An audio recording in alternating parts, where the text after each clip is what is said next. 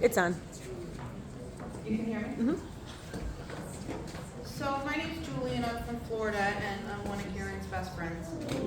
And I'm here with her sister Christy, who's also used to be from Florida but now North Carolina. And it's been so lovely to listen to all of the memories because I know Peter from Florida. I don't know Peter from Buffalo. But I thought it was really important listening to all of your memories to tell you that he took Buffalo with him. What I knew of Peter was completely Buffalo. The first time I met him was before Peter and Karen got married. And my husband wanted to make sure I pointed this out, that when we met, Peter being from Buffalo, my husband's from Erie, and they're both Polacks. My last name's Majolski. And of course, they had a difference in football, Bills and Steelers, but they always called each other every time one of them played, even when he was in Buffalo. So they hit it off like magic because he had his Polish buddy who understood what it was like to live up in the Northeast in a Polish neighborhood and listening to polka music and listening to Polish church and all of the things that they did together. So he found somebody of his own breed, if you will. I mean, he had a lot of friends in Florida, but I think him and Tom were kind of two peas in a pod. I hadn't even had my only son at that time. That's how long we've known Peter, how long he has been in Karen's life. Karen's siblings and her girlfriends, including me, catered her wedding to your dad. And that's when I met all of you, the kids. I think Ryan was maybe 7 at the time, so do the math. I don't remember how old all of you were, but that was the first time I met Ryan. And he broke dance on the porch or the dance floor at the wedding, so that was very special. Again, the Florida family knows this family.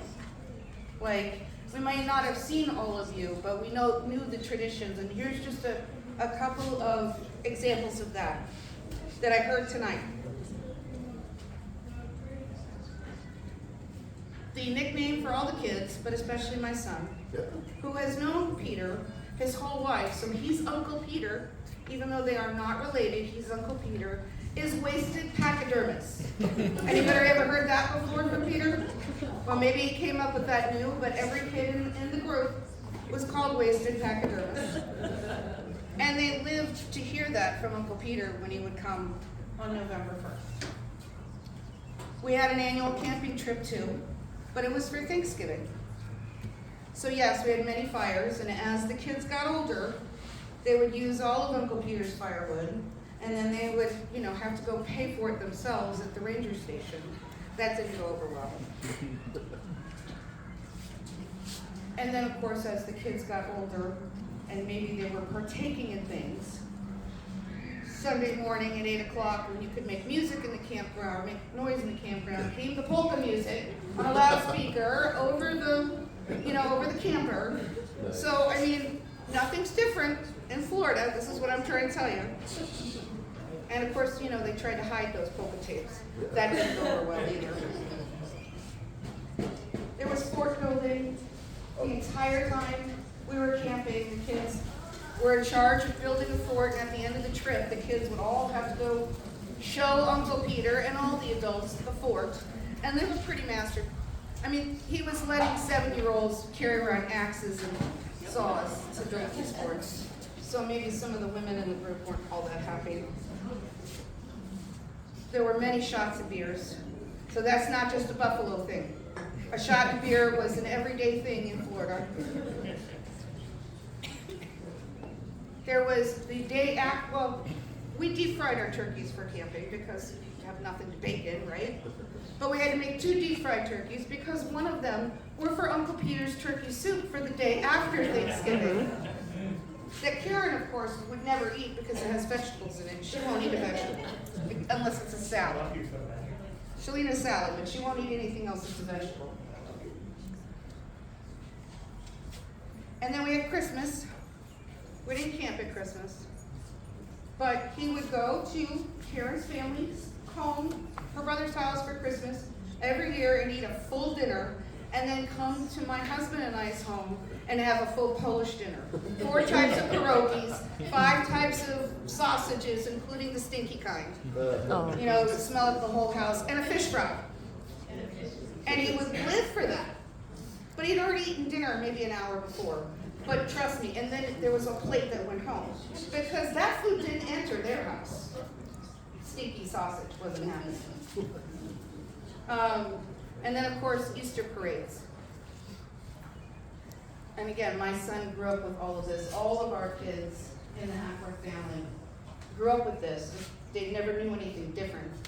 And the Easter parade, where the little ones would be in a wagon, and it's just going around the block, but they made a big sign, honk, because it's Easter, and they would go around the neighborhood, and Uncle Peter was playing the kazoo the entire time. And of course, you know, there were a lot of other people doing brunches out in their yard, and I think they came to, you know, expect that we were doing that. And then all the games he would play with the kids. Bobbing for apples, watermelon spitting contests, which, you know, wasn't very good, but it was good.